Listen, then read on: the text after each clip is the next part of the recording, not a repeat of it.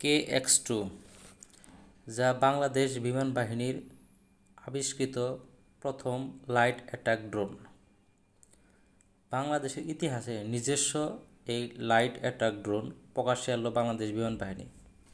এটি বাংলাদেশের বিমান বাহিনীর KX-2 লাইট অ্যাটাক ড্রোন। এটি বাংলাদেশের বিমান বাহিনীর বার্ষিক মহড়ায় উদ্বোধন করেন প্রফেসর ডক্টর ইউনূস। এটি প্রথম অ্যাটাক ড্রোন নয়, আরও নতুন অ্যাটাক ড্রোন নিয়ে বাংলাদেশ বিমান বাহিনী কাজ করছে, যা হবে medium attitude long range capacity drone, যার অস্ত্র সক্ষমতা আরও অধিক হবে।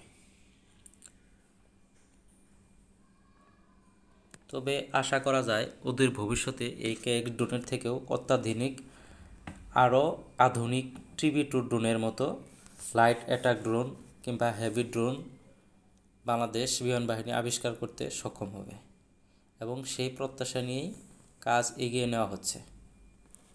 আশা করি একদিন বাংলাদেশ তার সমরাস্ত্রে স্বয়ংসম্পূর্ণ হয়ে উঠবে এবং বিদেশ থেকে আর কোনো অস্ত্র ক্রয় করতে হবে না। এই প্রত্যাশা নিয়েই বাংলাদেশ গভর্নমেন্ট কাজ করে যাচ্ছে। আমার এই চ্যানেলটি দয়া করে সাবস্ক্রাইব করবেন এবং আমার পাশেই থাকবেন।